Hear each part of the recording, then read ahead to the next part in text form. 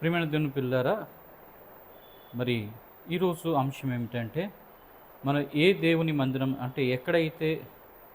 ఏ చర్చికైతే వెళ్తే మనకి ఆత్మీయ స్థితి అభివృద్ధి చెందుతుందో అనే విషయాన్ని ఒకసారి గమనిద్దాం. ఎక్కడైతే మరి దేవునికి ఎక్కువ ప్రాధాన్యత ఇస్తారో, దేవుని యందు భయభక్తులు కలిగి ఉంటారో,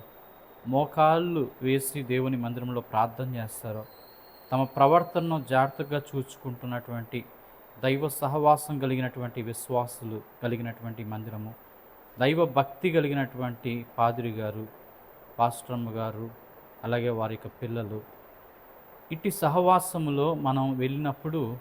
మరి ఎక్కడైతే ఎక్కువగా దేవుని భయాన్ని గురించి హెచ్చరిస్తూ,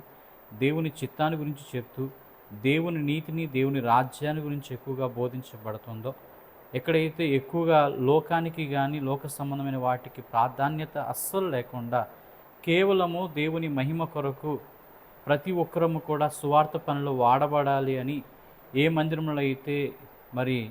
ముక్తకంఠంగా హెచ్చరిస్తూ, బలపరుస్తూ, ధైర్యపరుస్తూ విశ్వాస జీవితంలో ఎదగాలి అని మరి ఏ పాస్టర్ గారు అయితే చక్కగా బోధిస్తారో ఆ బోధకు అనుగుణ్యంగా నడిచే సంఘముతో మనం సహవాసం చేస్తే మనం కూడా అటు వారమై మంచి సహవాసంలో ఎదిగేటువంటి గొప్ప కృప దేవుడు మనకు చూపిస్తారు కనుక దేవుడు అట్టి దీవెన ఆశీర్వాదము మీ అందరికీ కూడా అట్టి దైవ ప్రేరేపణిచ్చి అట్టి మంచి సహవాసంలోకి వెళ్ళు భాగ్యం ప్రభు అనుగ్రహించును గాక. ఆమేన్. మరణాత్.